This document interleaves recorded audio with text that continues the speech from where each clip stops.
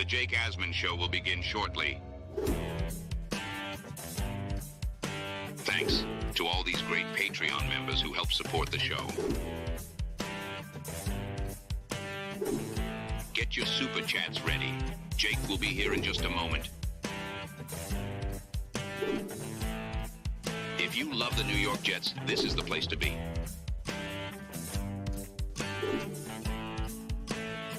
And now, the Jake Asman Show. Aaron Rodgers gave us one of the great performances ever by a Jet quarterback on Thursday.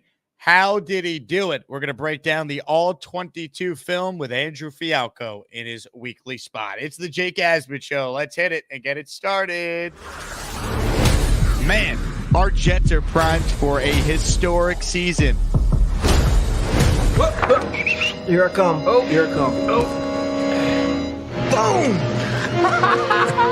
We're trying to change this whole attitude around here. You know, we're trying to build something special here. Get these fans that believe in us. They've been tortured for a long time, but it's great to be a Jet. We bleed Jet green each and every day. This is not the same old Jet.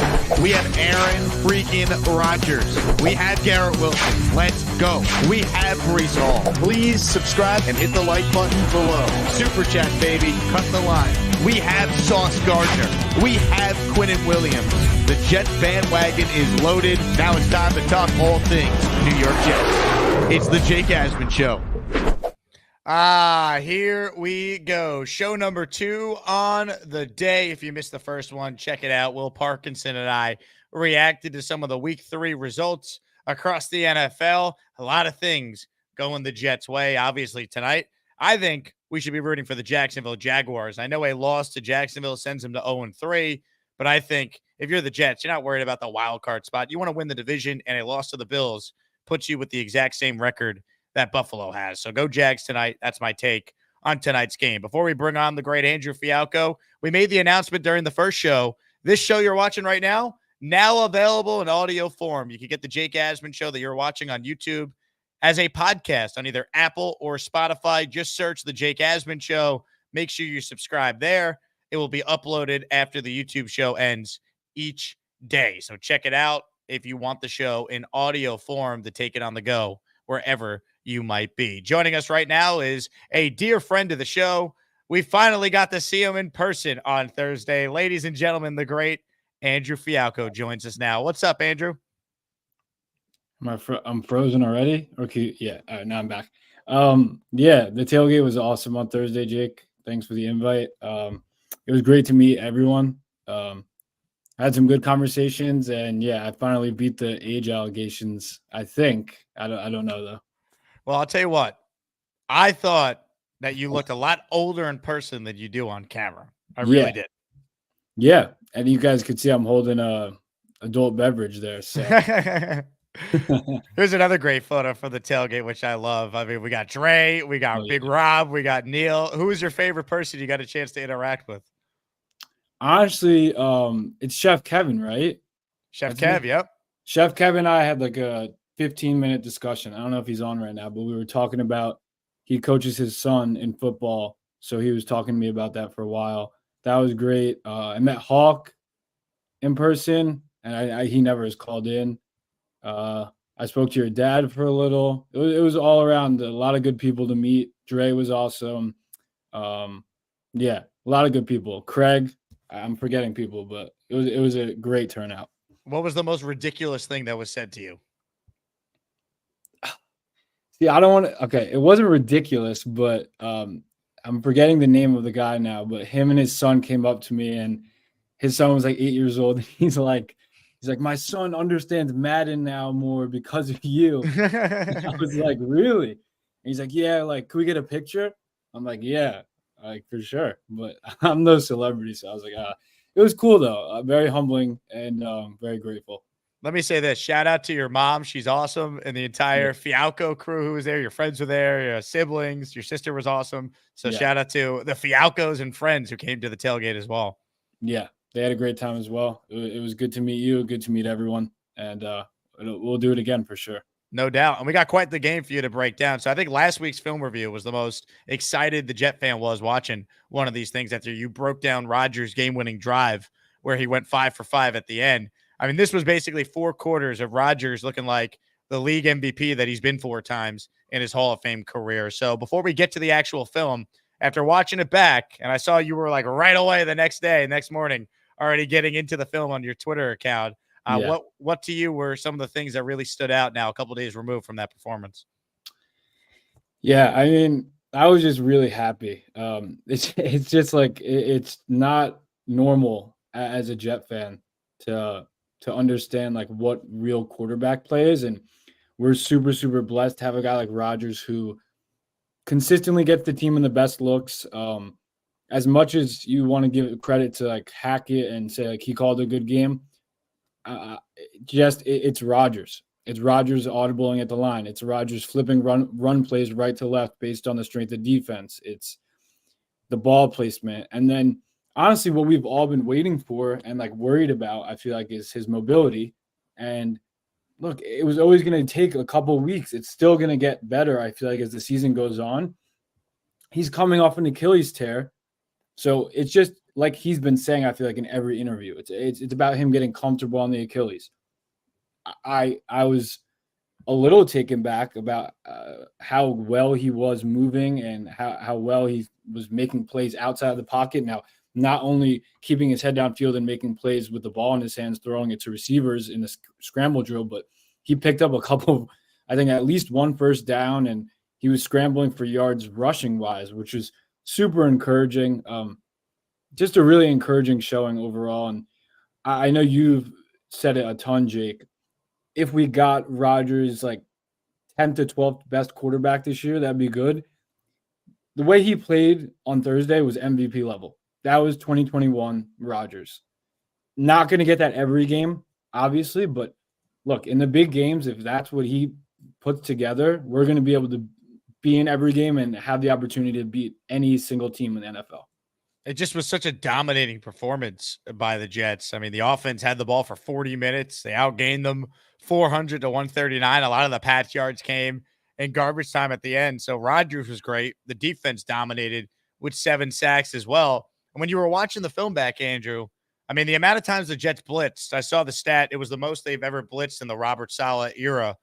They had a great game plan, and give credit to the coaching staff for adapting and basically coming out, having this team ready to play. Yeah, I feel like what I was saying after the 49ers game was I'm worried about the coaching staff on the defensive side of like not being able to adjust. But that's a great point because the Pats were down 2 offensive linemen. So what are you going to do? Let's blitz them and make them have to communicate, pick up stunts. The stunts we were running were working all game, whether it was McDonald stunting inside. Quinnen was awesome, and he's been getting so much hate because people don't really watch the games and see him getting double teamed 60 to 70% of the time, but he was awesome. Leonard Taylor played a little bit at the end and had a couple good reps. I thought Tack played well. I thought the coverage on the back end was great, but yeah, we blitzed Chuck Clark. We blitzed Quincy. We blitzed Michael Carter. Like you said, really good that we were able to adjust and make a defensive game plan that made them really uncomfortable with them not having continuity on the offensive line because of their injuries. So you put them in that position to have to pick up blitzes and make Brissett get the ball out quick against our secondary, which was fully healthy. And obviously they don't have a great receiving group. It's exactly what you wanted. You want to be able to beat a team like this where on paper we are extremely, extremely better than them in every facet of the game. We're just more talented than them at every position. So that's exactly what you want to see. And honestly, I'm hoping to see the exact same thing come Sunday. Let's get to the film review now, shall we? And if you're watching the show right now and you haven't hit the subscribe button, what are you waiting for?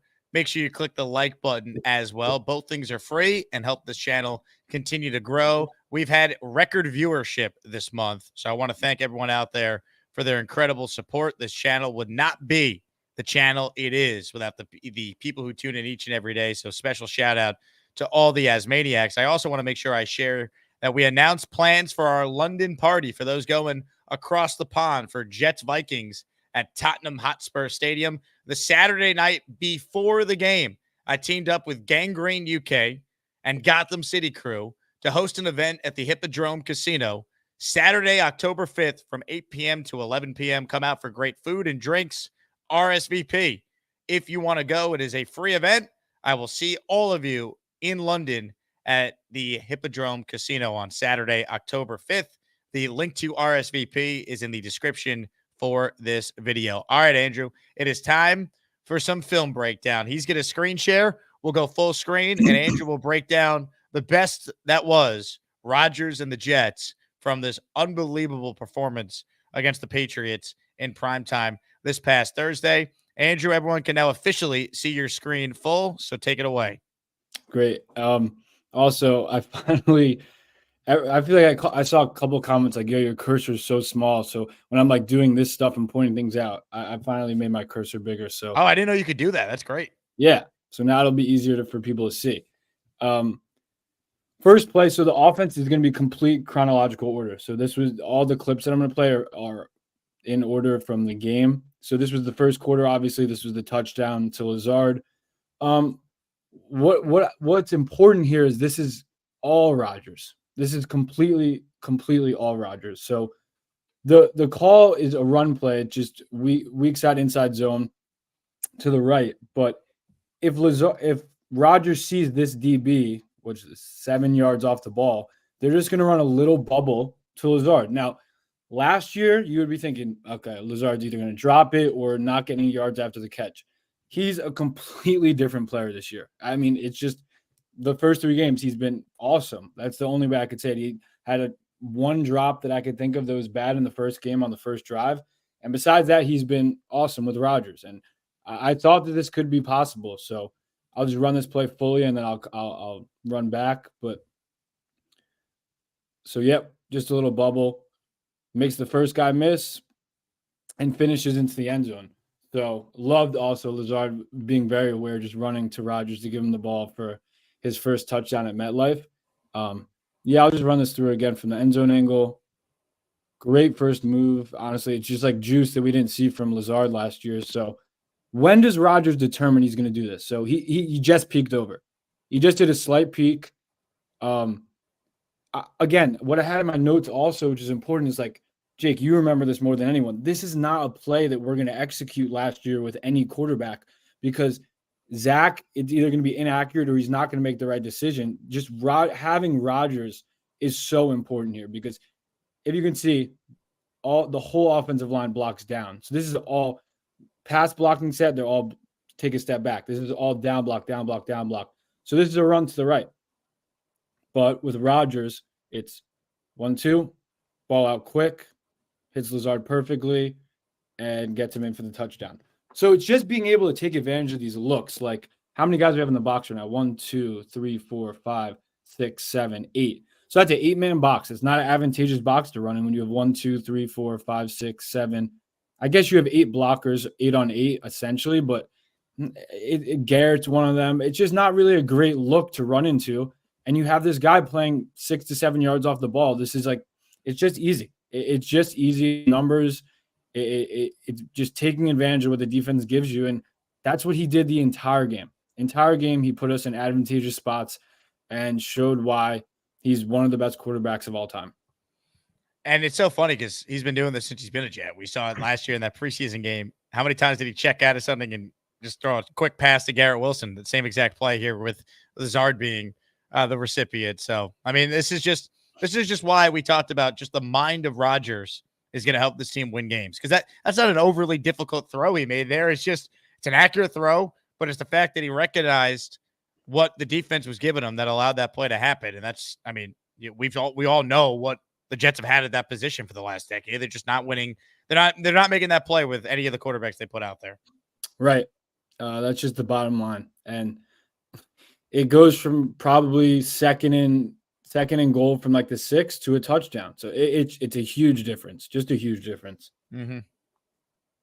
So here, I mean, the theme of the night was we converted on third down. It felt like so often. Like our third down conversions were awesome this game. I don't know the exact stat, but it's like 7 or 8 plays that I'm going to show were third downs. This is 3rd and 6. Again, I'm going to run it through. I just thought this was a good feel in the pocket from Rodgers. So they run a stunt inside that gets home. So 91 gets home. Rodgers gets out of there, which is impressive. Again, anytime he's escaping the pocket when there's pressure and getting out of there, I'm impressed. Lazard does a good job on his shallow route, getting in Rodgers' vision. And again, Lazard, like he's just not a yards after the catch guy. This is just impressive. He's just doing things that he didn't do last year. Obviously, it's a little bit of a scramble drill, but the route is coming into Rodgers' vision anyway. It's invaluable for Lazard to go get, let's see where he caught the ball. Caught the ball to 20. I think he goes and gets about 21 yards after the catch. It's so valuable. Really, I'm just not so shocked, but like I'm just really happy that Lazard's really rounded into form and like found a role in this offense, and making plays like this is awesome for him. So another just really good rep, a great job from Rodgers, as you can see on the end zone angle. These two are just going to run a stunt. So it's a tackle and stunt. He's just going to stunt inside. AVT doesn't really pick it up. Somehow, funny enough, Tyron Smith almost gets like a 2-for-1 here, blocking his guy into 91 just a tiny bit so that Rodgers gets out of there. And then Rodgers, little flick of the wrist, does it better than anyone else. Good change of direction by Lazard and picks up 21 yards after the catch. Look at Rodgers running with him, by the way. That's just how you know he's feeling it, that he's running the route with Lazard down the field. Watch that again. Rodgers is running the route with him. Look at him. Yeah, like he's about to pick up a block. Like, come on, let's get – I want him as far away from anyone. Yeah, I love that he's feeling it, Fialkow, but he could get – like he's a football player there. He can get blocked.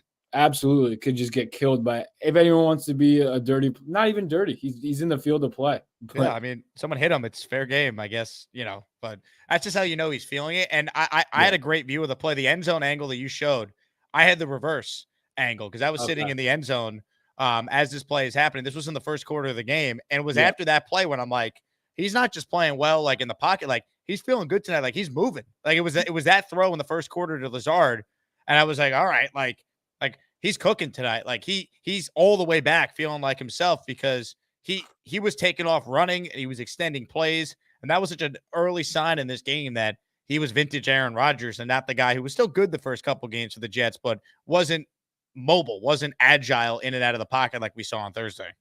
Right. I feel like a lot of people were almost comparing him to Kirk Cousins. They were like, oh, both these guys tore their Achilles. They're both being statues in the pocket. I was like, just wait and see. Just give him a couple games, let him get comfortable. And he's definitely been able to show that he could make plays out of the pocket, which has been it's just really important. You can't really be a statue in this age in football. Really, at any point, you can't be a statue, but we're just going to get blitzed to death. And honestly, the defense that I'm going to be showing, like the whole game, they weren't bad. They were running a lot of simulated pressures, meaning they were blitzing guys from the slot and then dropping back into zone. They were doubling Garrett. We were just finding ways because we had the better quarterback and a guy that knows what to do when put in not good situations when the defense like muddies up a look after the snap. Pre-snap, post-snap, they were changing it up a bunch, but nothing really fazed him. And again, his ability to get out of the pocket was so big. Next play, here we go. Let Rodgers cook. Yeah. So next play, I think we showed this in the Niners game. It's just going to be a slant flat, which they call like dragon in the NFL. But again, it's just subtle brilliance. It really is. Like watching this play live, you'll be like, okay, this is pretty normal, but I'll just run it and then I'll show the end zone angle. It's just a third and 5, first down. You got Garrett one-on-one. You love that matchup at all times. So what's really good from Rodgers here is he keys in on the safety who in this spot, he pins down on Brees. So he goes to get Brees in man coverage. But watch Rodgers' helmet, which is going to be the big telltale sign. To make sure that the safety vacates the area, Rodgers stares at Brees. I'm going to go there, get the safety out of the way. Boom, get my head on Garrett. It's just subtle. It's really subtle stuff that in the NFL, it really matters. My helmet's here. I'm going to Brees. Let me get the safety out of the way. Boom. The arm angle. Oh. Yeah. Little sidearm flick of the wrist while he's getting hit, let's keep in mind. And it's a perfect throw. I mean, it's a little bit behind Garrett, but that's really good coverage. This is as good coverage as you're going to get. And That's Gonzalez on him, right? Yeah, Gonzalez, who played well. He's a great corner. Garrett was getting doubled a lot of the night. But yeah, just that little look of the helmet. I'm gonna go to the flat. Nope. Flip my hips. Not even flip my hips. Just get my head to Garrett. Sidearm toss. And he makes it look easy. But if you look around the NFL through the first 3 weeks, quarterback play has been down. Yep. Defenses are winning for whatever reason. People are saying it's this cover 2 stuff, which isn't true, but it's a lot. I feel because a lot of the veterans have retired, and it's a lot of young guys now in the league playing quarterback.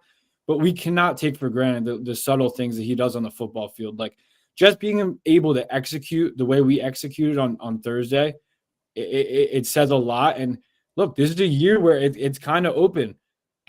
Patrick Mahomes, like I know the Chiefs always end up figuring it out, and they're going to be fine. They're fine right now. They're 3-0, but he hasn't looked great to start the year. And he's the best quarterback in the league, in my opinion, but like definitely. So it feels open this year. It does. And we have a guy that's going to keep us in every single game. I confidently believe that. No doubt. And, you bring up the third down stat. So they asked Joe Tippmann today, hey, what's been the biggest reason why you guys have been so successful on third down? His answer was Aaron Rodgers. Like, that's it. And you're showing it, like just the subtleties of playing the position that, we've never seen as Jet fans. And how about this for a stat? On third down as a whole, the Jets are the best in the NFL on third down after they were the worst in the NFL on third down last year. The Jets are 21 of 37 on third downs. That's 56.8%. Last year, they were just 26% on third down. And on third and long, which used to be a death sentence for the Jets, they converted 7 of 14 on third and long. Last year, they were 16 of 125 on third and long, which is 12.8%. So, it's Aaron Rodgers, man. It's like, it's not rocket science. Like this team had a lot of talent and was missing the quarterback, and now they got one of the greatest of all time. Like it's not football is incredibly complex and complicated, and every time Andrew comes on, we learn more and more about all that. But we also know this: you either have a quarterback or you don't to have a chance to win, and the Jets have the quarterback. Yep, that's what it is. It's a quarterback league. It's obviously the most important position in the sport, and that third down stat is insane. Like, obviously, you want to be out. You don't want to be in that many third downs in general. But the fact that we're hitting them at over a 50% clip, that has to be like, did you say where that is in the NFL right now? Number one in the NFL. Oh, number one. Yeah. So it's a lot of good stuff. Really good stuff. So, real quick, Andrew, before you get to the next play here, super chat from Curly Norman, who called in. He drove V-Man to the game, which is awesome for those who missed the first show today. Go rewind and watch Curly's call with V-Man. We brought him on screen together. Forgot to mention before walking to L5, we had people stop us and say, hey, that's V-Man. He's a legend. This community is unreal. We have a great community. Curly, that we do, my man. That we do. Thanks again for driving V-Man. And I love that V-Man is very famous. It's so funny at these events, man. V-Man, pictures galore. People want to talk to V-Man. People want to talk to Andrew Fialkow. There's nothing like it. Yep. It's the Asmaniacs, man. Nothing like it. Here we go. Next play from Aaron Rodgers. So right after that slant, I think we had like a 7-yard loss on the play after on like a run. So this was 2nd and 17. Yeah, they tried that Brees toss, that crackback toss again. That hasn't worked for 2 straight games. Yeah, someone missed the block on the edge, but so you got 2nd and 17. What we're going to get here is Rodgers is just going to determine, honestly, post-snap. Like, if Garrett has one-on-one, I'm probably going to go to him. But their safety, Kyle Duggar, shades over. So then it's just on someone else to win. And you get a really good matchup here with Conklin on Tavai, I think their linebacker is, who's not the best cover guy. And Conklin was really good at this last year as well. He was good at seam balls, contested catches, and then he was really good with these choice routes. So just key in on Conklin here. He does like a really nice rocker step. Well, actually, key in on I'll run it fully in a sec, but look at Rodgers. Post snap, he gets his helmet to the safety. So he's looking at Duggar. Duggar's out of there. Look at this, by the way. When everyone says like Garrett's not that great or Garrett is this or Garrett's that, anytime they have one-on-one, they were going to Garrett. The amount of times I watched the film back and was seeing this is why he's a superstar. You're getting coverage that's dictated towards him. So maybe he would have thrown it and given him a chance upfield, but not when you have a guy that's sprinting with his back turned to go cover him. So I don't know, Jake. I was seeing some stuff that people were down on Garrett because his numbers are down. It's like the same stuff about Quinnen. Quinnen gets doubled because he's a great player. Garrett gets doubled because he's a great player. So I just wanted to get that out of the way. I don't know if you were hearing it. I was seeing stuff on Twitter. I was like, that's just not how it works. And that's not because they were all saying, oh, Christian Gonzalez was great against him. He was good, but he was also getting help over the top. So Rodgers wasn't targeting Garrett as much. And once teams adjust to the other weapons the Jets have, that's when Garrett's going to feast in his one-on-one opportunity. He still scored a touchdown, by the way, in this game. And last week against the Titans, he had maybe the biggest catch of the game with an unbelievable play on that 3rd and 1. Like the idea that Garrett Wilson is not still playing like an elite receiver is nonsense if you watch the film. Correct. I think because he hasn't like boomed yet and had like a 100-yard game, people are just box score lookers. It's just people that look at the box score and they're like, oh, well, this is how it was. But that's just not how it is in football. But anywho, Conklin here, just keen on him. Rodgers sees the safety go deep. Great rocker step there from Conklin. He just gives him a gets out of there. Good ball. Conklin after the catch. Great job. Picks up a first down. But funny part about this is Duggar takes himself out of the play. So again, this is Garrett doing his job. Duggar takes himself fully out of the play. He sprints into the end zone while Conklin still has the ball in his hand and vacates this entire space. So then Conklin has tons of room after the catch and picks up 20, I think, on 2nd and 17. I thought Garrett did something after this play. Yeah, he did. Put his hand up. Yeah, put his hand up. He's like, yep. That was probably me. And it was. But good on Conklin also to win here. You got to have other guys win. And look at Garrett going run up and pull him up, by the way. Oh, he's so disgruntled. He's not getting his numbers. He's first got to go and make sure Conklin has a guy to help him up. Yep. So here's Conklin right here. Just good job breaking down. Great cut inside, outside. And boom. The throw is perfect, too. Like, I know it's an easier throw, but, like, you hit him in stride to get all that yak. Like, that matters. 100%. 100%. And again, Rodgers here, pre-snap, he's seeing the safety. Post-snap, his eyes are on the safety. But what's so good about Rodgers in this game, too, is, like, I've never watched someone get through progressions as fast as him. Like, I'm not going to show any of the checkdowns that he made, but the way he got through 1 to 2 to check down in like 2 seconds, it's so valuable because instead of holding on to the ball and taking a sack or having to throw it away, we checked it down to Brees, we checked it down to Conklin, and we went and got 9 yards, 7 yards, and get yourself in 2nd and 3 rather than 2nd and 10. That's the stuff that I'm not going to show just because it wasn't like a big highlight play, but those plays are really valuable also. So here he sees the safety. Okay, let me get off it quick. Conklin wins, like you said, hits him right in stride and gives him a chance to get upfield and pick up 20 on 2nd and 17. That would be unheard of last year if we ever converted 2nd and 17. So the Jets in back-to-back weeks have converted 2nd and 16 and 2nd and 17. When was the last time that happened? My God. Yeah. Yep. So, I mean, it's just so it's a lot of good stuff, man. It's really good. This was, I don't know if this was I think this was my favorite play of Rodgers. And this is a great example of him getting through his progression so quickly. He's just going to hit Conklin up the seam here. And again, post-snap, their safety is going to bracket Garrett. So what part of the field does that vacate? The middle of the field. Who sees that right away? Rodgers. I'll show it on the end zone angle better. But the end zone angle really shows this. But it's an absolute seed. And his ability to marry his eyes with his feet is something that I always talked about with Zach that he was really not doing great at. So then watching this film is like, wow, this is teach tape. So post-snap, here you see 21. Go get Garrett. Look where Rodgers is. He's looking there. He's looking there. Okay, it's gone. Reset the feet. Won't. Just an absolute seed. I'll play it at full speed because it resets the feet. Won't. A missile down the middle. Perfect ball. Kind of tries to shield him. I feel like he leads him up a little or slows him down. I'm sorry. From the safeties he's going to take a hit on. Good catch by Conklin again. Well, again, pre-snap, Garrett's not getting targets. Well, Garrett's not getting targets because this is the coverage he's seeing. Like, you're not going to throw a go ball when there's a safety over the top. And again, it's good coverage. But what's going to happen is Rodgers going to see it. boom, gets the second read and hit Conklin up the middle for another third down conversion. I was screaming from my seat when he did this. I was just like, holy, because he found the spot in the zone. He's unreal, man. It's just boom. Yeah.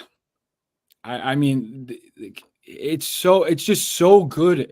I don't even, I'm lost for words at times because it's his processing as a quarterback is so fast.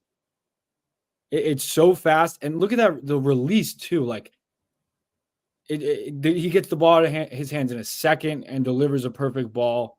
That's why he could play beyond just this year or next. Like his arm is not just going to, unless he gets hurt, obviously knock on wood, it doesn't happen. We went through hell last year, but like, as long as he's healthy, his arm is not just going to go from like elite, still one of the 5 best in the NFL to not, you know what I mean? Like the mind works and the arm works. And that's everything we've said. Now we're talking about the mobility coming back too. Like he's elite just with some of the things you've shown with just the arm strength and the ability to, read coverages and get the ball out fast. Yeah, completely. So like you said, I think he could play for as long as he thinks his body can play. Because he's always said, as long as his mind's there, he said in interviews, his arm's going to be there forever. So like not forever at this level, but he still has as good of arm talent as any quarterback in football right now.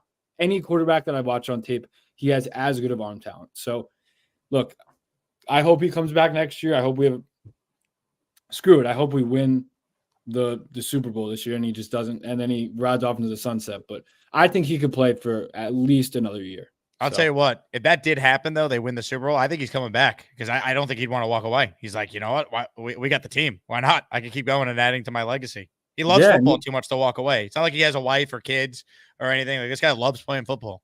Yeah, that's why he didn't retire in the first place after the injury. But, I mean, if he's able to keep up this level of play, I wouldn't – like it's like leaving a sport when you're still playing this good. It wouldn't really make sense. Yep. 100%. All right. I mean, we got more Rodgers porn here. Jet porn. Yeah. So this was like this. I just wanted to add because I thought it was just a good play from Rodgers showing his mobility. I'm not going to even like dive deep into like the analysis of it. He just feels the pressure. Honestly, Tyron Smith probably had his worst game as a Jet, but I think he'll be fine. He faced a couple good guys. This is just good job from Rodgers feeling the pressure and picking up a first down with his legs. Now, the only thing I'm going to say is, it's almost like he slowed down going to the sideline, which is like a no-no. Like you finish the play through the sideline because this is how you get hurt. He said that after the game. He's like, I gotta finish the play. I think what he was trying to do, Andrew, I think he was trying to draw a late hit. He was feeling himself. Okay. Because look, he slows up. Veers, completely slows down. He's in the field of play. So it's fair game. That's where you get rolled up on. You get like an ankle or something. So like me personally, slide right here. Yep. I don't know if he would have got the first down. I'd rather a 3rd and 1 than an ankle sprain. So try and be a little bit smarter. But look, he picked up the first down. And he said, I want to get hit, get myself into the game. Oh, also this play. Kind of surprised he didn't hit Garrett. Right here, Garrett sees him scrambling. This is a throw that Rodgers would make a lot. So I was a little bit surprised watching it back that he didn't hit Garrett. But it looked like, surprisingly, right here, he's like, all right, I'm running it. So even after Garrett broke off, he was like, well, I'm running it. So, good on him. He got the first down. I'm not going to say anything about it besides that. I wonder how much of it is also like showing his teammates, like, yeah, I could take a hit after I'm running and get back up and go. Like Brees was talking about after the game, how when he saw him run, he was like, all right, he's on one tonight. Like kind of sends like a message to the rest of the 52 guys out there that like, QB1's all the way back if he's taking off running for first downs.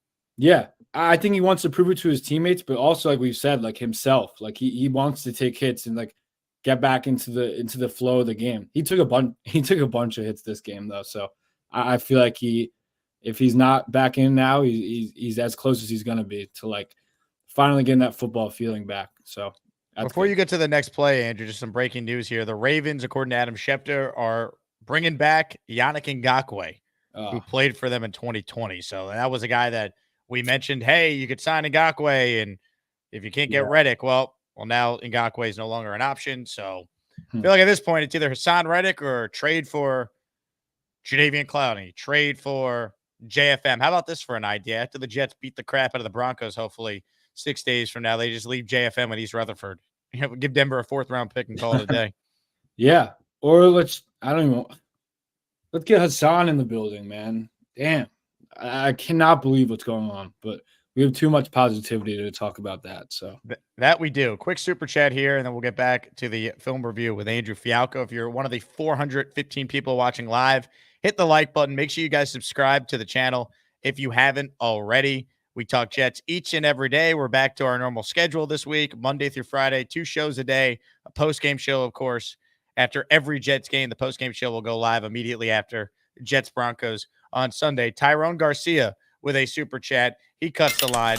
Question: if Olu Fashanu plays great the next 2 to 4 games and the offense does way better, does Moses get his starting job back? Go Jets 13-4, AFC Championship game at home. I guarantee it. It's interesting. I mean, I don't think Morgan's going to lose his job. I don't, but I am excited to watch Olu here, and thank God they made that pick. This is exactly why you made it when you have 2 tackles who are in their 30s. This is why you have Olu who, I mean, you watched the film, Andrew. What did you think of Olu when he stepped in for Morgan after he got hurt? I feel like there weren't so many pass plays. Maybe there'll be a couple that I have that we did, but I think he stepped in and did fine. I don't think they would bench Morgan though. I mean, it would they watch the film a lot, and they would have to have like a huge revelation, like Olu's so ready to play. But you know what this means, though? You don't have to rush him back. Like if it's 2 to 4 weeks and you can play after 2, well, maybe it's like, all right, well, if Olu's playing really well, you give Morgan Moses an extra week to get ready, to get healthy. Like that, you could be a little more careful with putting him back out there until he's a lot closer to 100%. Oh, did you just see this? What the Jets just did? The Jets made a move? We signed Jalen Mills to our practice squad. Not like that's a big move. Former Pats and Eagles DB Jalen Mills to the Jets. 30-year-old Mills has 406 tackles in the NFL, spent training camp with the Giants, and now he's with the Jets. All right, so the Jets have added some depth to the practice squad.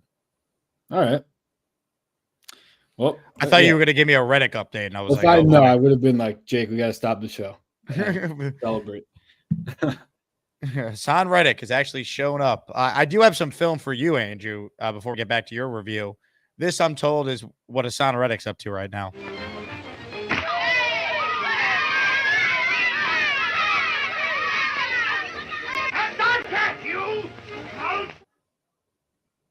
Just throwing away money. That's literally all he's done. So, it's a shame. Anyway, brutal. All right, back to the film review we go. Here we go. All right, this was 3rd and 1. Again, a weird play call for 3rd and 1. You're in 13 personnel, so 1 tight end, 2 tight end, 3 tight end. Lazard is the receiver, and we run mesh. So it kind of got like screwed up a bit, but it'll be Conklin on a crosser. I think Lazard on a crosser. Rucker comes in motion, and he's like the rail route, so he's just gonna be the flat, and then the over the ball route by Bates. It's not there, so I think it's a hard play action. It gets like screwed up right away, and they're not playing man coverage. Someone takes an L up front right away. Is that Moses? Oh no, Braylon tries to cut block, doesn't work. Now, this might be my second favorite throw of the game from Rodgers because he's hitting Rucker on a back shoulder flat route. I've never seen someone throw a back shoulder flat route, and look when he releases the ball. Rucker has his back turned to him when he's going to release the ball. So this is like Duggar's in great position here. And Rodgers is going to release the ball with Rucker's back turned. I'll just play it at full speed. The anticipation to throw a back shoulder flat route is just outstanding. Like you said, he was just feeling it tonight. And it's that the only place that you could put it, obviously on 3rd and 1, do you want to have a flat route that's really well covered as your outlet and like your conversion? No, but on a night like this where Rodgers is really feeling it, he gets out of the pocket and makes a great throw to where only Rucker could complete it. I remember watching this live and being like, holy crap. Like he's on one, man. And like, this was him on the run, throwing just a dart, man, just a bullet, like the arm, the mobility here. This is an MVP quarterback we're watching on this play. Yeah. Again, not the biggest fan of the play call to run mesh with 3 tight ends, like you see what happens up front. They're like, these are 2 routes that he's at the top of his drop that he's waiting for. So he's like, whatever, I'll go create like I've been creating the whole game. And a back shoulder flat route. It's just not really. And look, he's like jump throw, and it's a perfect throw.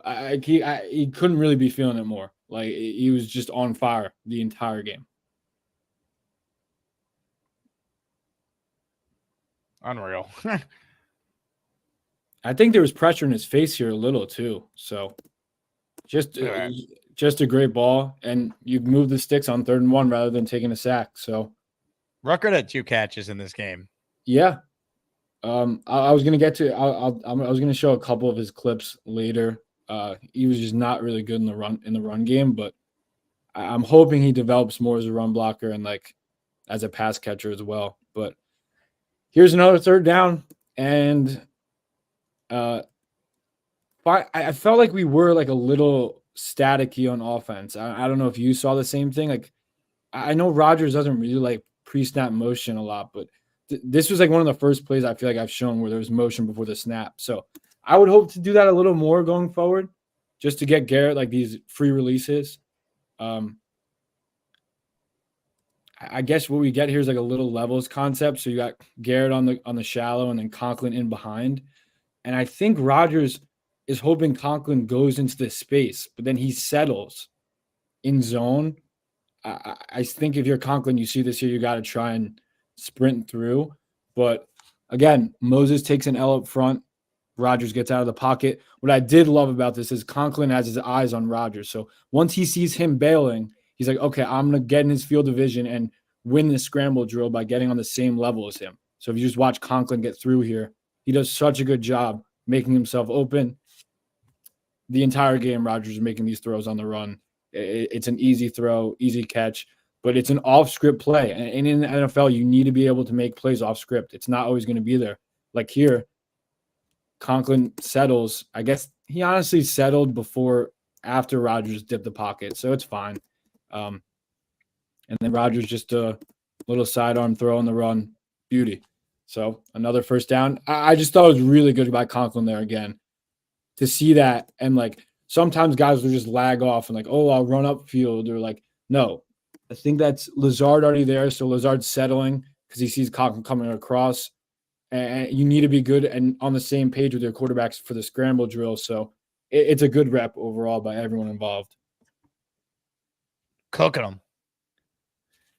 Yeah, I just can't believe every clip I have is a 3rd down, and every clip we converted. So it's the 3rd down conversions were just crazy.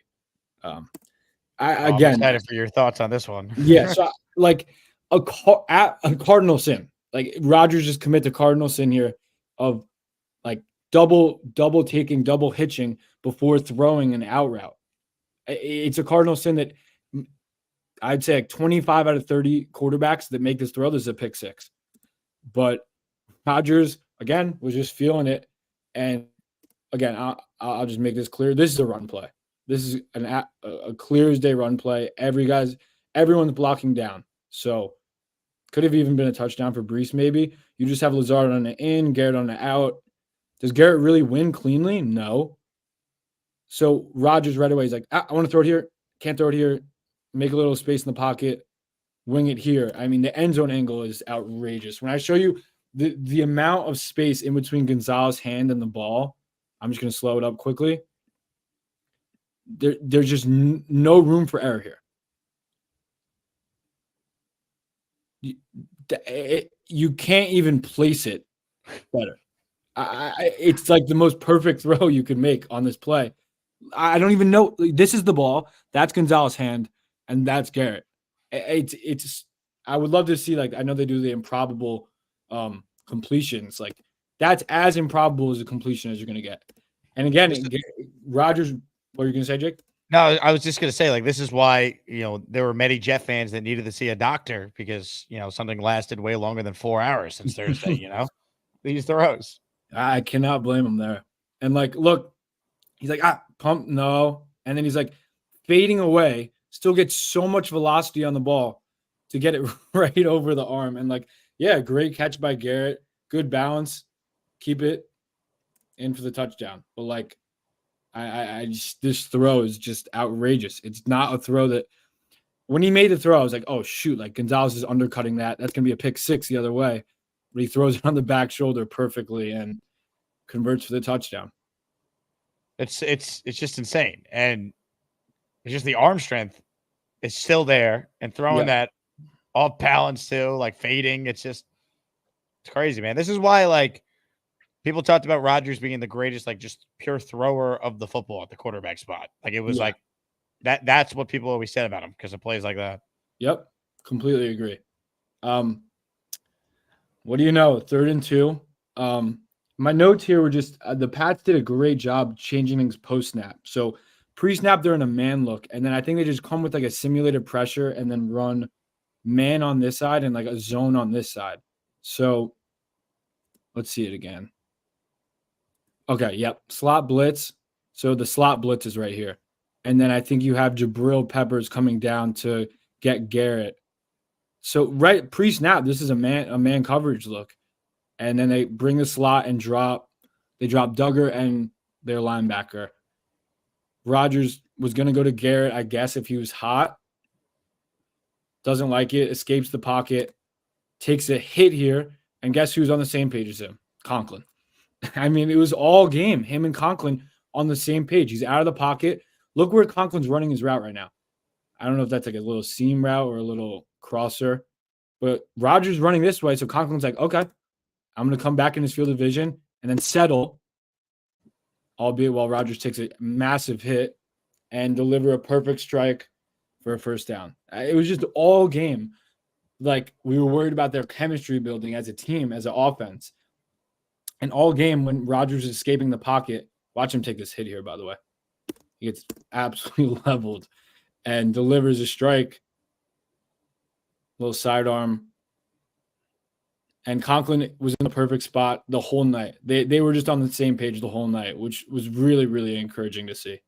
This is what we saw in training camp with Conklin. He was always involved in the offense. That's why it was surprising how little he was involved the first 2 games, but it just shows you all it takes is one game, and anyone on the Jets with this offense with Rodgers can be their leading receiver on a given night because they just have so many guys. Yeah, I agree. I think that he's just going to have to gain chemistry with all of them. Like in his post-game interview, I heard him say like, me and Lazard are doing well, but just wait for me and Five to get on the same page because that's the truth. They as well as Rodgers played, there were a couple of plays that he might want back with Garrett. He could have had like 350 for 3 touchdowns. So there's still room to grow, which is even more encouraging. Just for fun, wrote in, Rodgers knows how to take a hit properly. Watch his form post hit. He follows it through to the ground and somersaults backwards with the momentum. Tua can never, even with judo classes. All right, let's see if Just for Fun is a film expert here on how Rodgers takes a hit. Let's watch. Let's see. I mean, I don't really know if he like was thinking like, oh, let me fall back. I don't know. I'm not a somersault backwards like that. Like he starts to spin. Okay. I don't know. I don't know. I'm not an expert at judo or whatever he's talking about. So. This is the last like play for Rodgers that actually, no, there's one more, but I can't emphasize enough how excited I am about Mike Williams because this is why we brought him here. Like again, another 3rd down, 3rd and 7. This was insane. Yeah. I was hyped after this. Yeah. Pre-snap, man. Almost like a cover 0 look with 1 deep safety. So cover 1. Pre-snap, Rodgers sees it right away. He just glanced at it, sees 1-on-1. Jabril takes 2 steps back. Rodgers probably sees that. Okay, ball out. Not even a great throw. It was not his best throw.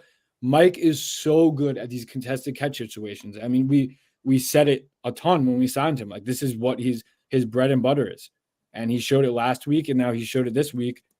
That's an unbelievable acrobatic catch. Like there's no other way to put it. The ball's a little short.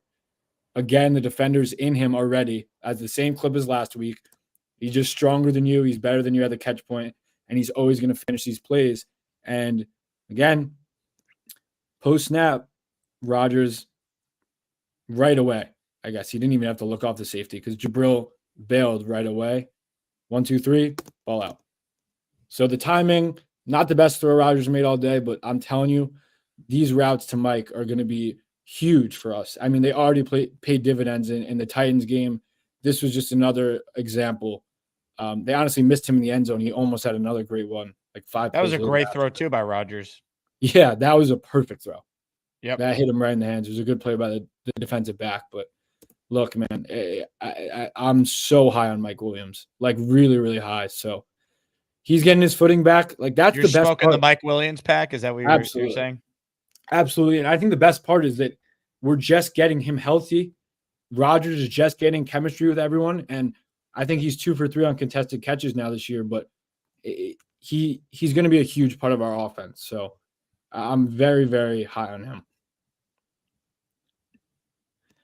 Okay, so that was all the good stuff. I just had 2 more clips to do. This, I would pray to God that Hackett comes back to this play next week, because I think pre-snap, Rodgers determines he's going to throw it because he has one-on-one to Garrett. But the Jets are running a really cool concept where it's like a fast 4 concept. So you have 4 to the strength of this side. And you're going to get Brees vacating this hole on this wheel route. It's a concept that a lot of people run. I think let's just rewatch it. I think everyone runs a vertical. So maybe Conklin gets upfield. Yeah. And it's a shame because Rodgers predetermines it, but watch the linebacker goes with Braylon on the orbit motion. Conklin runs up the seam. This corner is keyed on Mike. There is no one on Brees.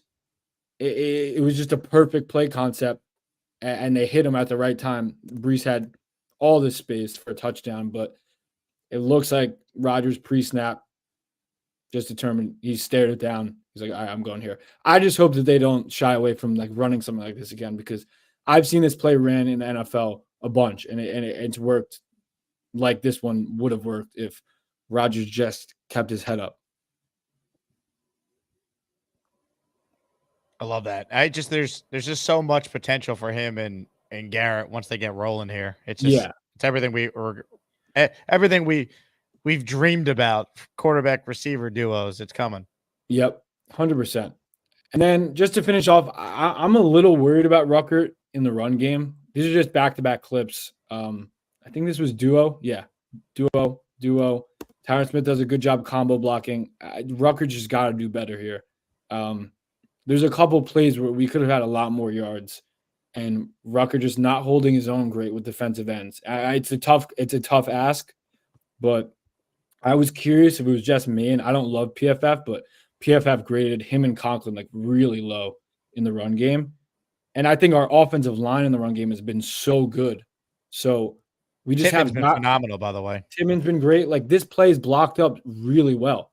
Like the double team block by Simpson and Tippmann, and Simpson does a great job climbing the 44. Tyron doubled here and then does a great job climbing to Vatai. And then you just need him to seal off here. Like Tyron Smith helped you.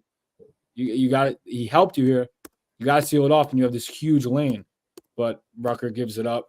And then this one was even worse. So I don't know if like they're going to change this, but this is just outside zone that's blocked well. Another good, again, Simpson, great job. Double team, climb up to the backer. Now, Ruckert, you just can't give up the edge here. And he just gets swiped away. Like, it's got to be better than that. I thought Ruckert was a better run blocker. And then I started watching him, and I was like, damn, like that's a big gain that could have been had. But those are just 2 of the clips that stood out to me. They were like slightly negative, but I mean, the Brees play is not negative to me. I'm happy that we haven't hit that yet. So everything good besides that.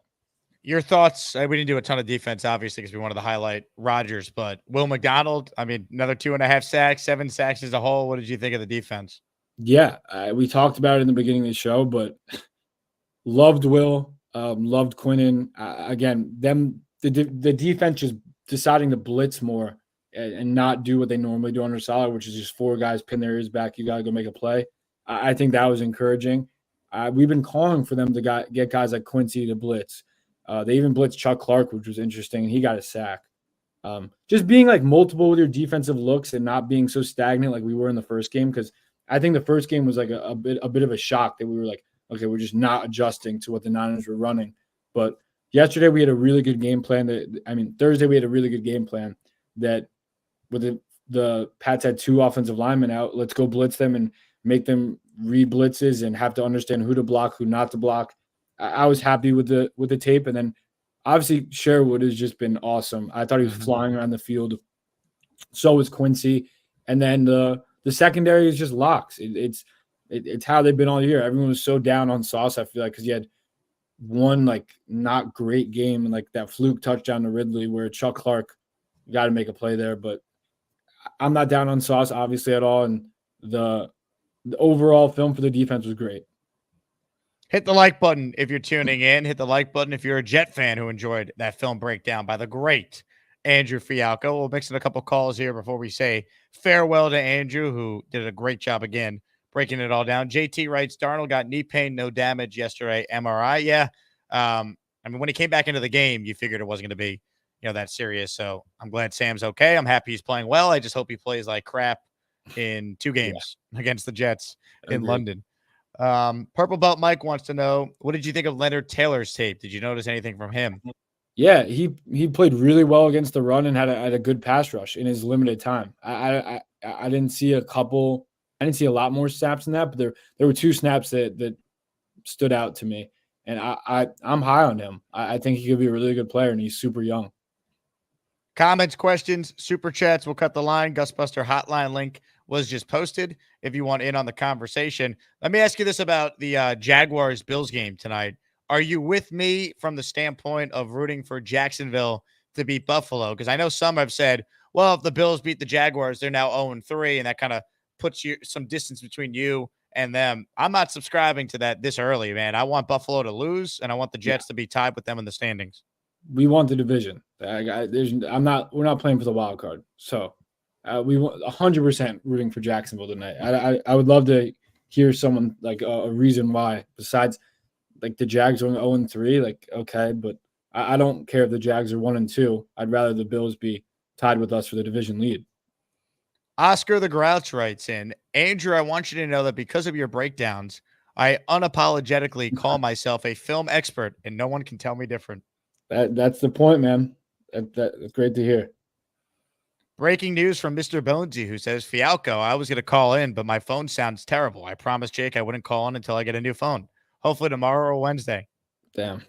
All right. I didn't even know you promised me that, Bonesy. I just know you have a potato phone, and it's time for you to get a new one. Oh, man. Comments, questions, super chats. What do you want to know about the Jets-Patriots game? Starting to look ahead to Denver now. I mean, I know they won yesterday, which I kind of like because I think it's good for the coaching staff to basically be like, see, you can't overlook these guys. Look what they just did to Baker Mayfield and the Bucs. But the Jets opened as a 7.5-point favorite, so a bigger favorite than they were going into this New England game last week. What are your expectations for the Jets and Broncos on Sunday? I honestly am going to watch that Broncos-Bucs game like either tonight or tomorrow because I'm super curious what happened. It's just any given Sunday, like anything could happen. Bo Nix looked absolutely horrific the first 2 weeks, and that offense looked bad, and then he looked good yesterday. So I'm not that worried about them, like overall, and I'm also happy, like you, that they won yesterday. So we could get like a regress to the mean game from them this Sunday, and hopefully they go back to playing the way that they were. But they have probably the second best corner in the league, in my opinion, with Surtain. And again, people are going to be probably crying that Garrett doesn't get as many targets, but we're going to have to win elsewise. And it looked like their line played really well yesterday also, like their defensive line. So that'll be a test for the Jets. But offensively, they don't really have a lot for us. Like, I don't think they've been running the ball well. Hopefully we get Bo Nix in like 3rd and longs and force him to beat us with our secondary. I see a low-scoring game. I think the Jets win a low-scoring game. Here for the memes with a super chat. I hate the 7.5-point spread. Nick's looking all right lately. Not good, all right. Was hoping to play against Zach this week. I mean, the odds that Zach would play against the Jets were slim because he's the number 3, not even the number 2. And then the follow-up is Ronald Sachs sustainable? I'm guessing he means McDonald and maybe autocorrect change it to Ronald somehow. I mean, look, you know more than me, Andrew, but from what I've seen from Will McDonald, it looks like a guy who's taken that year 2 leap like Jermaine Johnson did last year under this coaching staff. Yeah. I think people are like me were like, all right, like he had that one QB spy sack and that sack where Levis just tripped on him. But I care more about pressures, and he's been pressuring the quarterback well. He's been getting a lot of QB hits. So, man, I just think about what this defensive line could be with Reddick, and Kinlaw's been looking good. I didn't even mention Kinlaw. Kinlaw looked really good on Thursday, and he's been playing well. Like, I just wish we would have Reddick, Quinnen, Kinlaw, and Will, and there'd be someone getting a couple guys getting one-on-ones that could really rush the passers. So, but yeah, it's important that Will's stepping up, and I think he's stepping up well. And like you said, this defensive staff has continued to develop guys really well. So it's just another example of that. NY Jets writes in, JFM has knowledge of the Jets defense and offense. He has knowledge of the offense from the standpoint that they sucked last year. It's a completely different team with Aaron Rodgers at quarterback. Yeah. I'm not really worried about JFM giving them game plans. I mean, JFM doesn't have anything on the offense. Last year, the Jets were dead last on third down. This year, through 3 games, the Jets are number 1 in the NFL on third down. Gee, what has changed with the Jets other than Aaron Rodgers being the quarterback? Yeah. I mean, come on now. Yeah. Wrong verb. Jets should keep JFM at MetLife after the game. I said it earlier. Flip him a 4th, call today, leave JFM at MetLife. Yeah. Unless we just get great news tomorrow or Wednesday. Wednesday would be probably because they don't practice tomorrow. But please, I'm still hopeful, Jake. I don't know how you feel, but I'm hopeful this week. After this week, I don't know. This is like my last week of hope because I figured they had 10 days in between games. And the fact that we have nothing still, like, come on. And I don't know. I don't want them to like get in over their heads that they just had 7 sacks against a pretty poor O-line and be like, oh, we don't need him. Like, I hope that's not the case. We have Super Bowl aspirations. Like, we want a premium player on our team. That we do. We want premium callers on the show. However, I'm working with what I have right now. JJ is first up today. Hello, JJ. You know what's funny? I had a feeling after that you were going to come to me. The disrespect on this show is crazy. Yo, okay, so a couple of weeks ago, I called and I was like, yo, I seen Andrew at... Why is your audio so bad, JJ? God. It can't be bad today. There's no way. All right, give me 2 seconds. It's always bad. It's just levels of shit. Give me 2 seconds. I'll fix it. Hold on. Let me put my headphones on. Let me put my seatbelt on and my headphones on. 1 second. All right. No one has any like funny jokes they can tell in the meantime? Wait on you. All right, how do I sound now? Much better? Go ahead. God. All right. Anyways, a couple of weeks ago I called and I was talking about how I seen Andrew and it was shocking how tall he was. And then he was like, no, I'm not that tall. I'm only like 5'10". But then I guess, Jake, you said the other day that people who've seen him in person, they were saying the same thing, right? So yeah, the feedback from Andrew was that, wow, he looks taller and more adult in person than I thought. That's what I was trying to tell him. I was shocked. He was like walking. I think it was the Jets-Giants practice, and he was walking ahead of me. And I'm like, that guy seems like he could be Andrew, but he also seems pretty tall. I thought the guy was a short guy. Whatever. Mike, it's not really a question, but it's just I hope you're on this bandwagon with me. How good do you think the offense could actually be once we get Mike Williams rolling? Because I mean, I was what's the word you guys like to use? Giddy. When they threw him that touchdown, I know he didn't catch it. He didn't come down with it, but I mean, the potential of what we have with Mike Williams and then Garrett Wilson, and then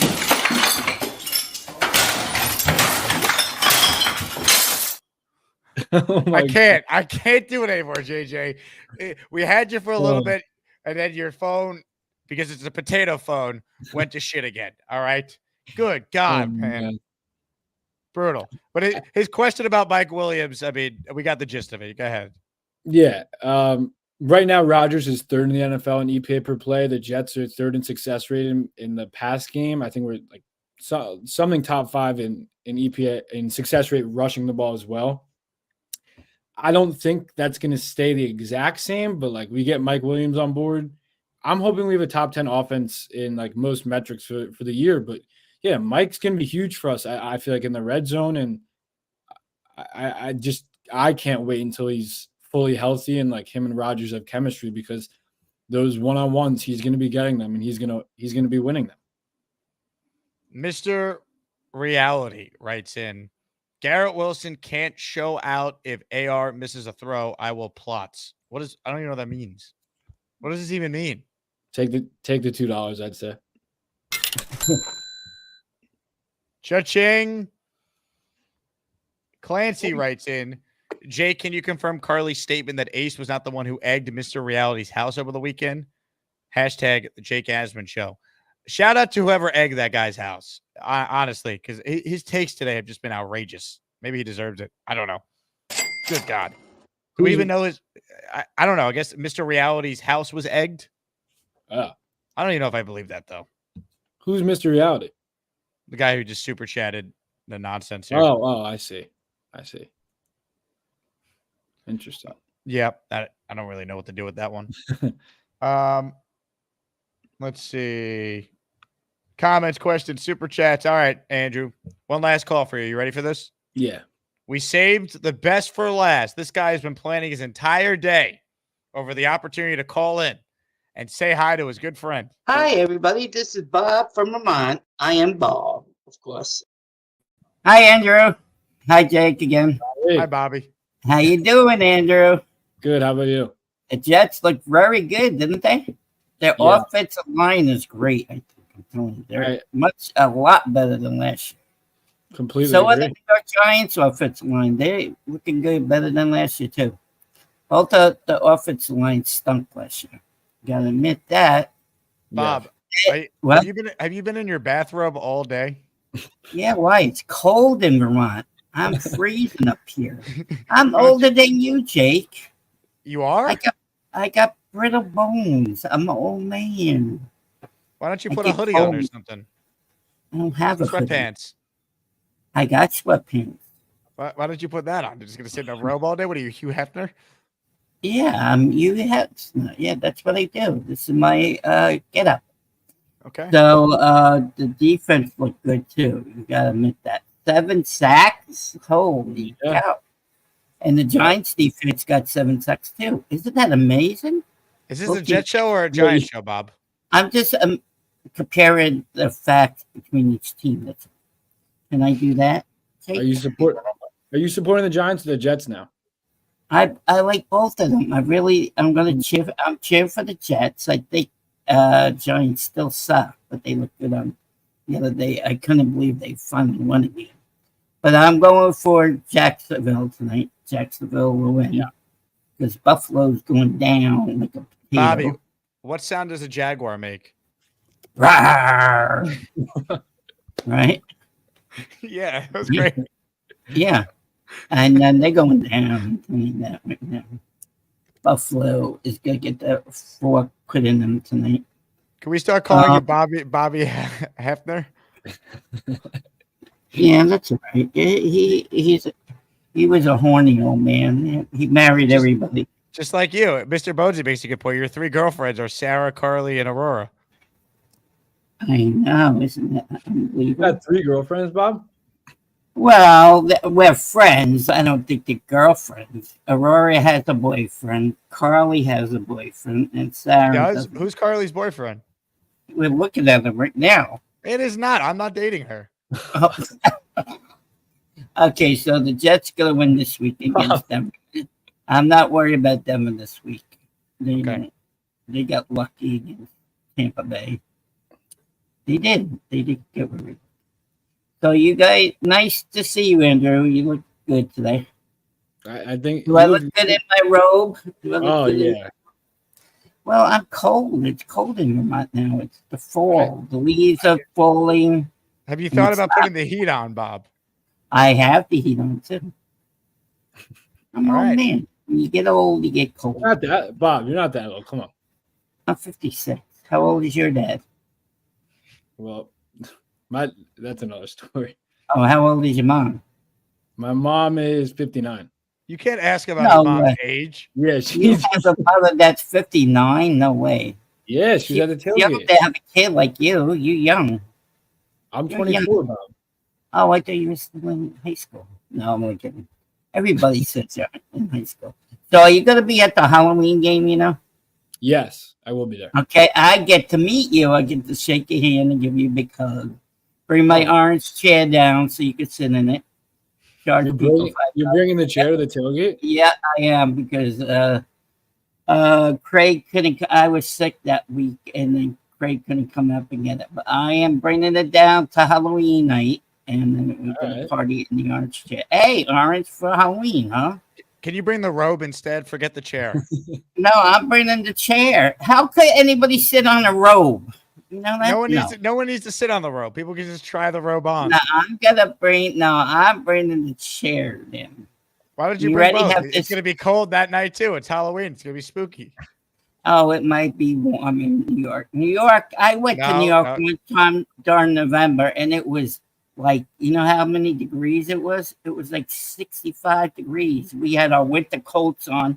We had to take it off. It was hot. We met, you know who we met that day? We met Ray Romano.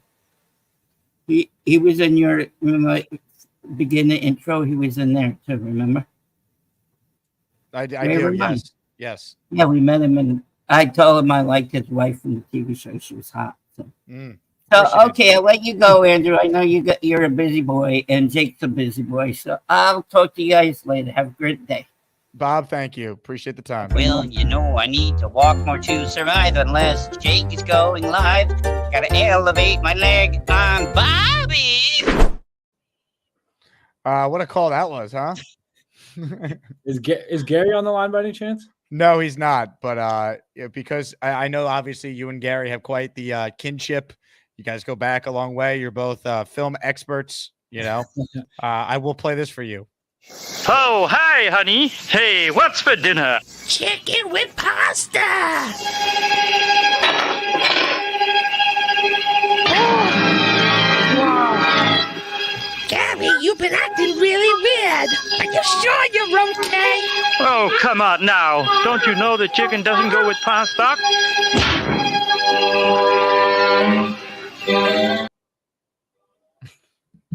That's the best I could do for a Gary call. Gator man.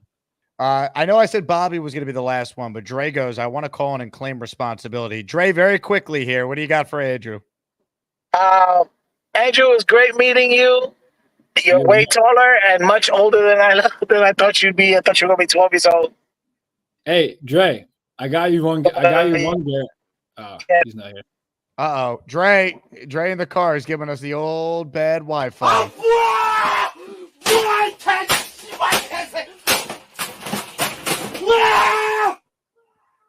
So Dre asked me at the tailgate. He's like, I need 3 Garrett touchdowns. So I got him 1.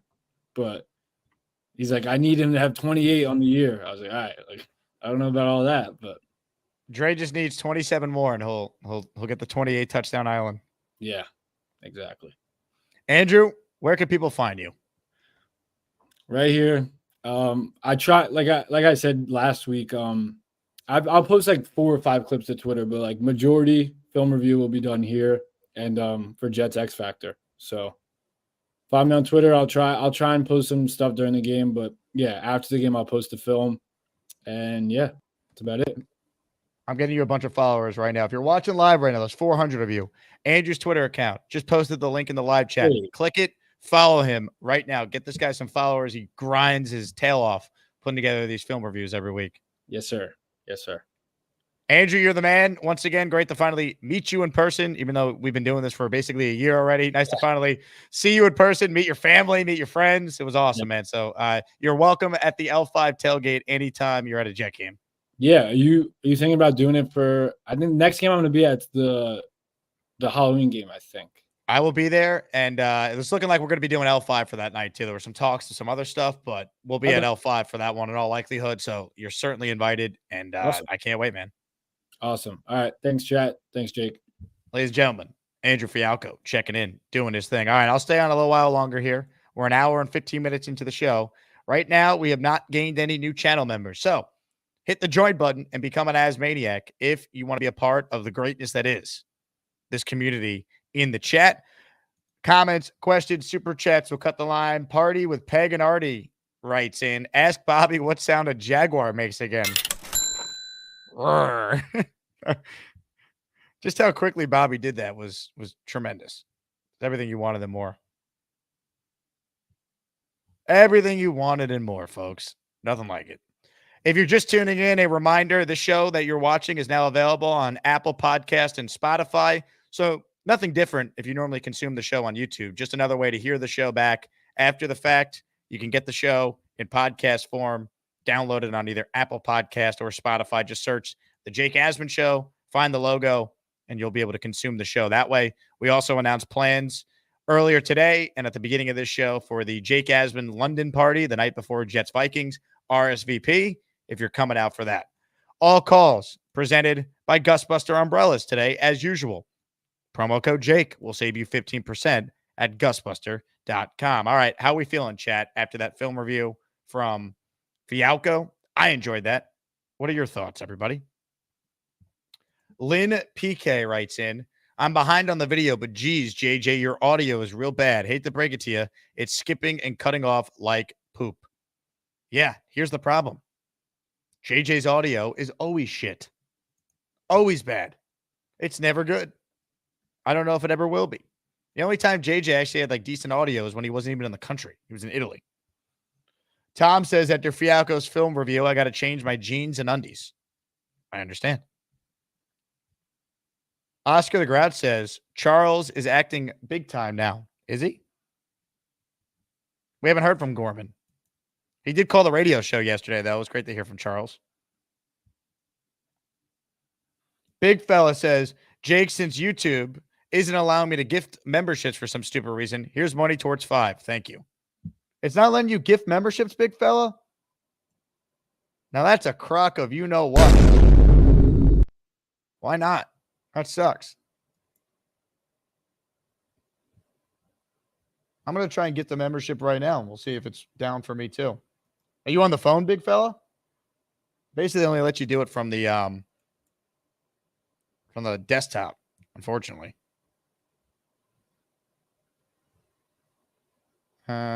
Marcelo says, Jets are good. I agree. Metro Funny says, I have to look up tickets for the Halloween game. We did a group buy months ago. We sold 140-something tickets for that game. And it was a very stressful couple of weeks collecting all the money and distributing the tickets, but we got it done. We got her done. Let's see. I'm going to try and get the membership right now just so we see if it works or not. Here we go.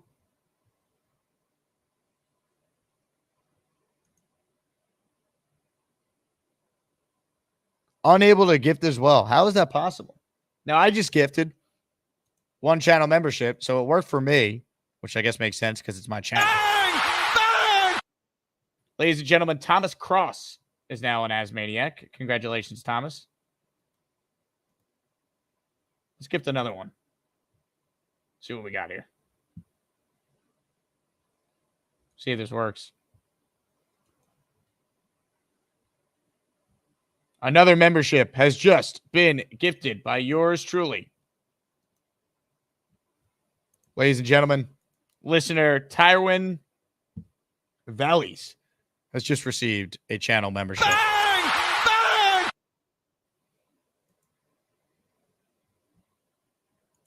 Bang! Let's see. Tom says, Jake, next time, ask what sound a cougar makes. Oh, baby.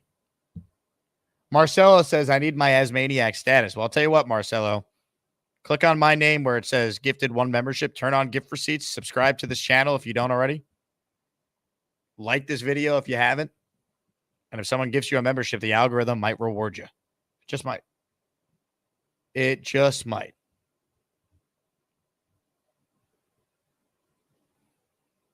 What do we got here? Let's keep breaking down what's happening with the chat. Everything going down.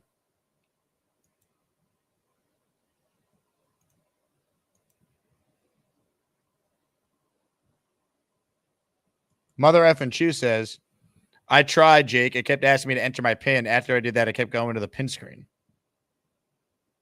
I don't know. I don't know what you're referring to be honest with you.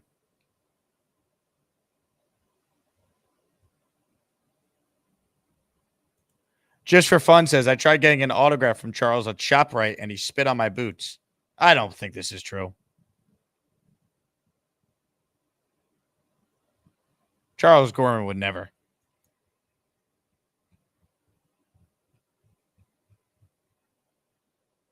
Derek writes in, Jake, did you see Belichick on the McAfee show today? He said the Jets were the only team that didn't like Sam Darnold. Yeah, I think he was confusing Darnold for Baker Mayfield, first off. Second off, I don't really care what Bill Belichick says about quarterback evaluation. He couldn't evaluate a quarterback to save his life. He lucked into Tom Brady. You think if he knew Tom Brady was going to be the greatest of all time, he would have went in the 6th round? I don't want to hear it. Here's what I know about Bill Belichick. His record without Tom Brady is 84-103. That's a 44.9% winning percentage. I don't want to hear it. Rex Ryan's got a higher winning percentage than Bill Belichick does without Brady. Please. Belichick could kiss my ass and every Jet fan's ass. Remind Belichick what happened in his last ever game as coach. Please. I mean, I really don't care what he says about the quarterback situation. Because he doesn't know anything. He doesn't know anything about anything.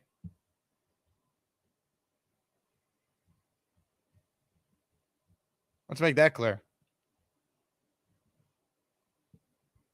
It appears like a lot of people genuinely miss Charles Gorman. So, Charles, if you're out there, please call in. AD Pugnant writes in for a membership. Hey, shout out to AD Pugnant. He came out to the event I did with Joe Beningo, which, by the way, guys, the full podcast from Joe B and I Friday night at the Hackensack Brewing Company is now out on Joe's podcast feed. So if you want to hear the madness that was Joe and I for 2 hours unfiltered doing a podcast, check it out. AD just paid it forward with a super chat for 5 memberships. So hold on, let me gift on behalf of him.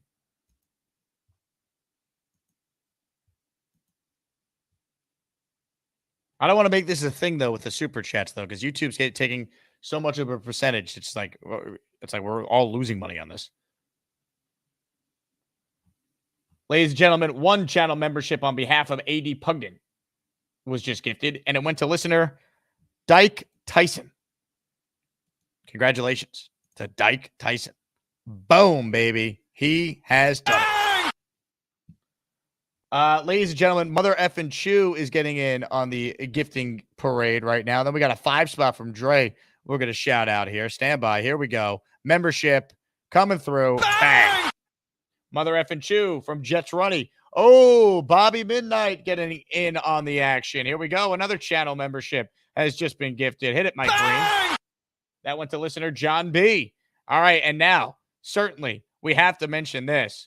A 5 spot of channel memberships being gifted to the great Dre Correa. And the best part about Dre is that I saw him immediately after the game, and he was giddy.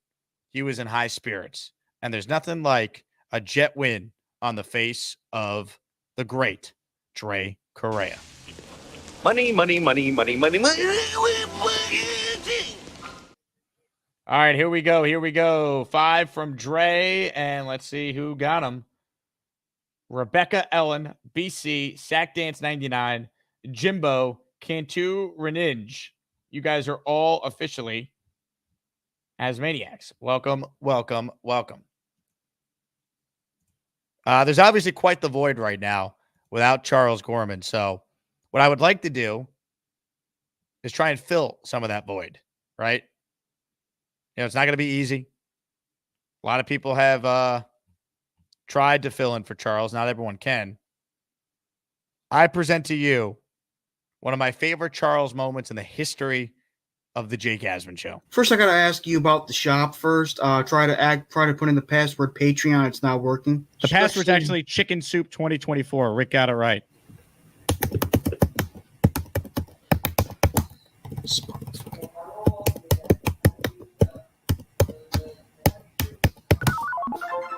It's not working. Make sure you put all caps for Chicken Soup 2024. I did put it in all caps. It's actually all lowercase then. It's not working, Jake. I don't know what the hell it is. My merch person just told me they changed the password again. Let me get it for you.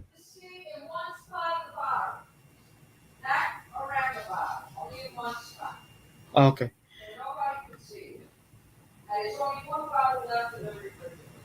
Ask her for the soup recipe. She's not in the mood right now. She's talking to my dad. By the way, the password is Dennis Gorman if you want to try that. Is it all caps lock? It's Dennis is all caps, Gorman is all lowercase. It's not working. Hey, I just got off the phone with my merch guy. It's chicken soup for life. Try that, all caps. It's not working either. Are you serious? I'm gonna have to fire this guy. How do you chicken is spelled? Bleh. How do you spell bleh? I think you're typing too fast.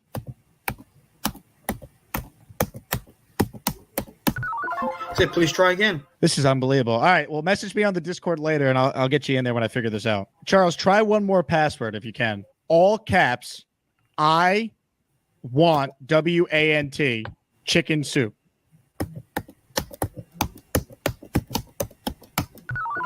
Say, please try again. God damn. I'm sorry, man. Don't worry about it, Jake. You know what? I'll probably come on another time, okay? Don't worry about it.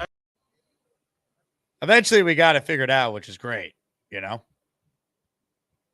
Ladies and gentlemen, Bobby Midnight has gifted another channel membership. Let's go. Ghost Ackley is the recipient of this greatness that is the Bobby Midnight membership.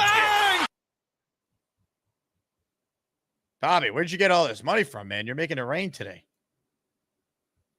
Maybe he actually is Hugh Hefner now with that robe on. Uh-oh. I'm just seeing this from Bobby. He's in rare form tonight. Maybe he is actually Hugh Hefner. Bobby writes in, "Hi, Carly, my beautiful friend." Whoa. Oh, baby. Calm your freaky down. Bobby Midnight, everyone. I have open phone lines. I'll stay on for a few more minutes here. If you tuned in late, Fialkow gave us an all-time film review of Rodgers' big game from Thursday, so check that out if you tuned in late.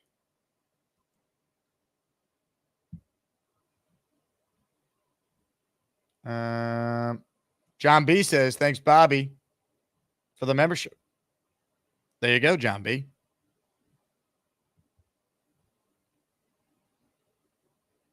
Oscar says, Jake, is the interview with Gruden still confirmed? Looking forward to that. He should still be in the league. It is. I just need to get a time. It was supposed to be full transparency. The reason why I was playing that Gruden clip, I was supposed to tape it with him, and then I was going to be able to air it on my Sunday show on ESPN yesterday, but we had a schedule snafu, but we're working on it.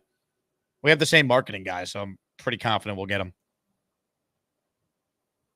For those who haven't seen Gruden's YouTube channel, though, I think it's awesome. The guy is a football junkie. He's great.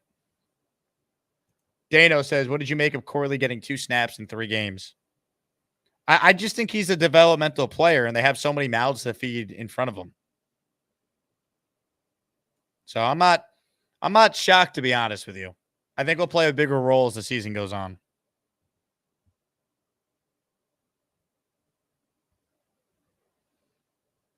Bobby says, Jake, I got paid from YouTube today. Whoa, hey now, money bags, Bobby Midnight. I got paid from YouTube today too, Bobby. It's good to know you and I both got paychecks from Mr. Tube today.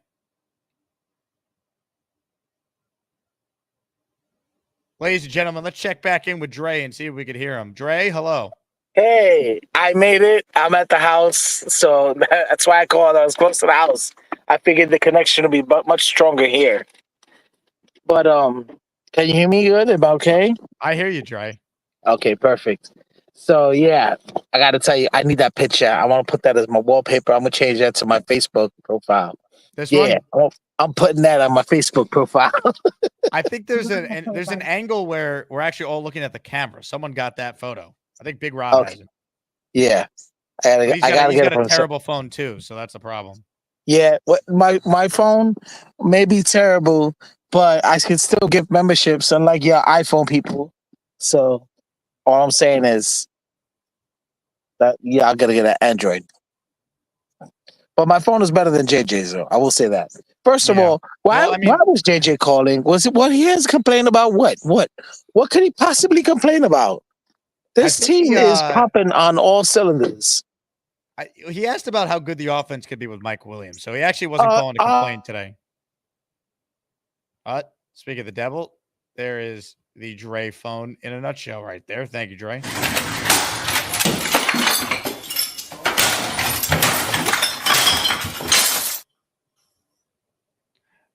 It is amazing. Look at this freeze frame, though. Someone screenshot this right now. Screenshot this immediately. Look at this. Either Dre's phone died or he was just murdered. Something happened here. We might need this for a future crime scene investigation. Dre, you're back with us. I turned off the Wi-Fi.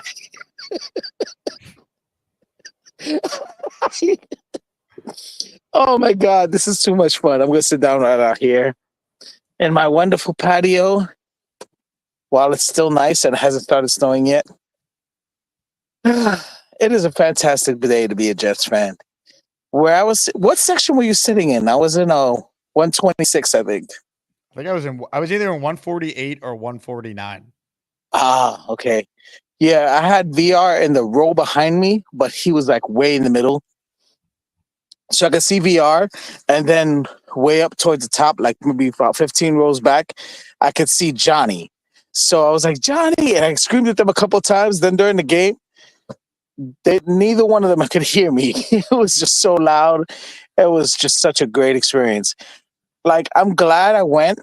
Now, I've ruined myself. I have to go to every home opener from now on. I can't not go. Like, I had FOMO when I saw Boba Jett's video on Instagram where he posted the whole thing of like how everything was, what it was like to be in the crowd, the pregame, everything when Rodgers came out with the flag, everything like that. And I was like, oh man, just to be there. And then he was doing the whole bit. And then, the game, the fact that we won, everything like that. And I was like, I remember how you were coming back from the sprinter. And I was like, I gotta go. And then I guess because it wasn't the first game of the year, I thought it was just the first game of the year that it was at MetLife that was going to be like that. I had no idea we were going to get the little watches thing or the little wristband things. So that's going up in my Jet cave. With I gotta get a helmet because every good Jet fan has at least one helmet, and so I'm gonna get a helmet. And I'm going to start building my Jets cave and have all this memorabilia and stuff there. But I absolutely have to attend every home opener. If you're a Jets fan and you have to pick a game that you want to go to, do everything you can to go to the home opener. It will set up it'll set up your energy for the entire season. I was fired up. Just when they played that Jets video, the one with all the celebrities on it, when they played that right before they let in all the players and everything for the intros, I wanted to suit up. Like I was ready to run through a brick wall, and like I'm not even on the team. At best, I could be like a backup safety. I wouldn't even make the practice squad though. Johnny is huge. Don't get it twisted. Johnny is like Johnny's about as big as Tyson. Like he was a wall. I saw Johnny. I was like, damn. I wasn't prepared. He's obviously taller than me. Most people are. Weed is taller than me, which is terrible. But it was so great to see everybody. Did you drive back after the game, Dre, or you stayed in a hotel? No. I stayed in a hotel. We were like, but here's the thing: we took an Uber there. I left the car at the hotel. We took an Uber there. It was like $20. It was $80 to leave MetLife, $86 to leave MetLife, and I was like, and the wait time we could have walked up. We could have walked back to the hotel. We were staying in Secaucus, so it wasn't that far away. But I was like, I was not prepared for that. I was like, damn, I thought I was getting over by not having to pay parking. No, nope. Next time I will definitely be paying for parking. Nice, but so the Halloween game I'm staying. Did you take in any of New York, or you went right back up to Albany? Oh no, yeah, I was able to see my mom. I went to see my mom. My girl wanted to go and visit with her best friend, so we went over to the best friend's house. We ended up staying over the best friend's house. We were drinking, having a good time. Saturday, we were this close to getting tickets to go to the Mets game. we were going to leave right after the Mets game. We didn't make it there, so we just started driving home on Saturday, got home at a normal hour, decent time. The Mets took 2 or 3 from the Phillies. So my weekend was made. This was like the best weekend ever. Trey? And I attribute that to you, Jake, because we came down to see you hang out. The L5 tailgate was the ridiculousness. And that jersey burn is fantastic. I have to find a way. Keep going! Let's go!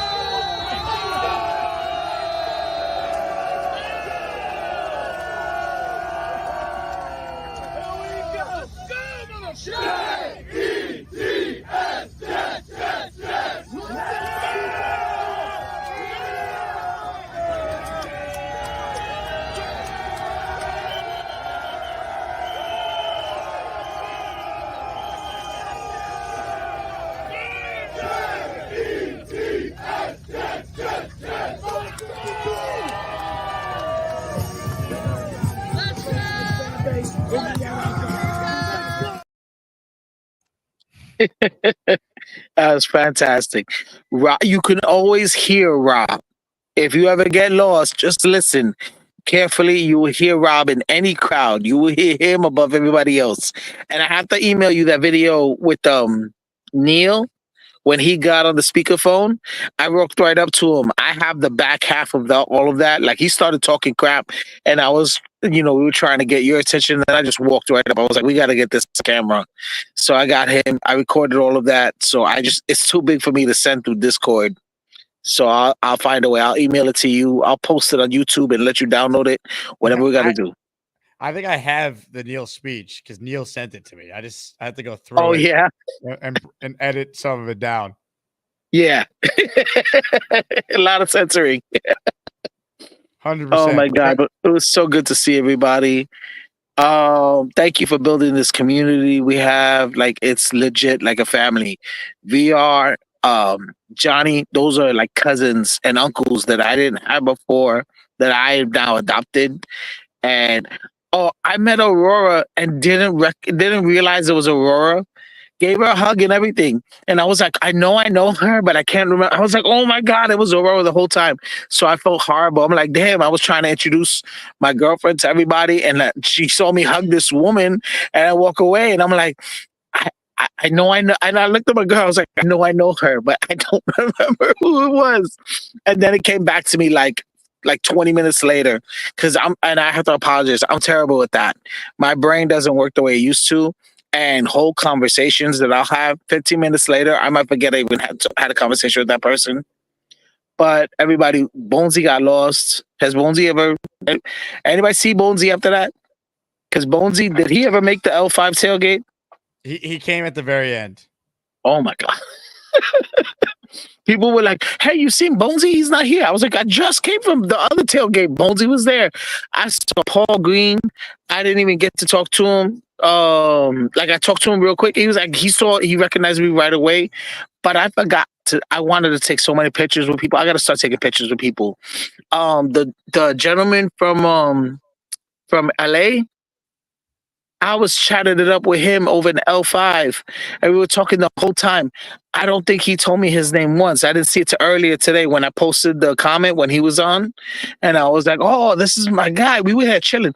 That bourbon he had was so good, so good.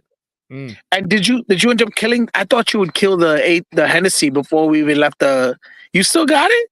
I still had. Well, I mean, I had multiple bottles of it, but this is the one that you got right here.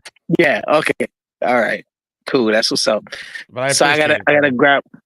Of course. Anything for you, bro. And what color is Bobby's robe? It looks like it's blue. Babe, it's blue. Okay, we're buying robes and we're coming down with blue robes. We're just gonna. That's my costume. Who am I? I'm Bobby's robe. That's the costume. I like it. Buy a green robe. That way you can wear it to the game and be a Jet fan. Yep. That's what I'll do. But I'm Bobby's robe. But yeah, because that's right. Because his is blue because he used to be a Giants fan. We got to put a stop to that. And why does Bobby keep thinking that linebackers standing like five, like a yard or 2 or 3 yards off of the line of scrimmage is a bad thing? They're supposed to. That's what they're supposed to, so they can attack. I can't get inside the mind of Bobby. And Charles is big timing us. Is that what Mr. Gorman is doing? No, I don't Mr. think he Gormani? is. Someone just threw that Oh, out there. I heard from Charles yesterday on the radio. Oh, you did? Okay, good. Yeah, I need to start calling into the radio shows because I be forgetting. I'm like, yeah, Jake's in the show. I keep forgetting. I was like, wait, no, that's right. He has a radio schedule. And I think I caught it one time, but it's off of my phone. And like the ESPN app on my phone, at least it sucks. I don't know if they need an update or whatever. You the ESPN New York app, right? That's the key. Yes. Yeah. And I have sometimes are you on the Sirius on the national? Yes. What is it? The 80? Okay, because I have the Sirius app as well, because I have Sirius in my truck. So I'll just put 80. But I don't listen to them because I can't stand Chris Canty and his takes, although I wanted to call in. I want to call in now that everybody's giddy over Rodgers and seeing how great he was. Let me tell you, I was having whole heart attacks every time I kept seeing him run. I was like, why does this old man keep running around? I kept worrying about him. But then I was seeing how fast he was. I was like, damn, I'm not even that fast. And I'm 9 years older than Rodgers, but he looked fantastic. So I was like, okay, if you're feeling it, if you need to run, do what you got to do. I trust you. But I'm not going to lie. I be holding my heart in my throat every time I see him scramble. I would rather him just throw it away. Yeah, Dre, I'm with you, man. I appreciate you. Look, he had an amazing night. I'm glad you had a good time. Sirius XM Channel 82 when I'm on Mad Dog Radio. Download the ESPN New York app. That's the best way to listen. The ESPN app is not great. The ESPN New York app is great and will play great. That's the best way to do it. All right. Hit the like button before we get out of here. Subscribe to the channel if you have not done so already. We hit over 38,000 last week, and we're well on our way to getting to 39. We're gaining subscribers at a record pace right now. September is tracking to be the most viewed month in the history of the Jake Asman Show. So this channel is only growing. So jump on board for the ride. We're at 38,214 subscribers. We have gained 760 in the last 28 days. Non-stop growth, baby. It is all happening. That's what it's all about. All right. I want to thank everyone out there who tuned in. Thanks to Fialkow for coming on with his great film review. My name is Jake Asman. This has been the Jake Asman Show. Everyone enjoy the Monday night games. We got not one, but two of them. So I will simply say, go Jaguars. Roar. Right, Bobby? Joining us right now is Gary. Hello, Gary. No, it's Gary's wife. Hi, Bobby. I just got new lipstick. Oh, I'm so happy for you. Oh, I'm so happy for you. Bobby, don't you think I'm pretty? I know Sarah's pretty, but you love me too, right? Okay, let's get back to Jake. Oh. We're done with this. This is creepy. You want to see creepy? That's my husband. Creepy. Jake, why you do this to us? Man, this is like embarrassing. Don't be embarrassed. I mean, being embarrassed is waking up next to boxing gloves every morning. No, I'm just saying. You're not creepy with me next to you? Creepy? Oh my God, no, Bobby. I mean, do you see who I sleep next to every night? I mean, that's creepy. Jake always does this to people. He did that to... I love you.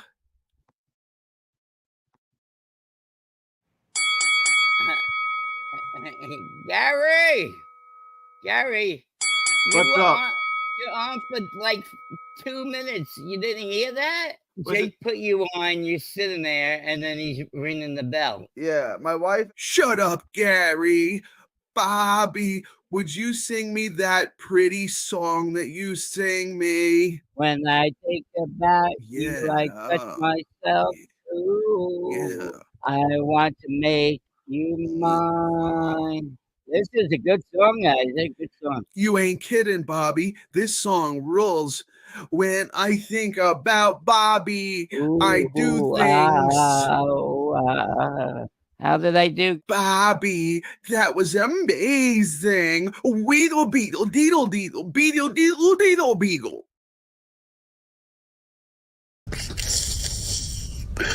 We're cursed, bro. It gotta be a curse, man. Oh my gosh. What else could it be? Like we can't never get nothing right. The Jets done leapfrogged us. Should we tank?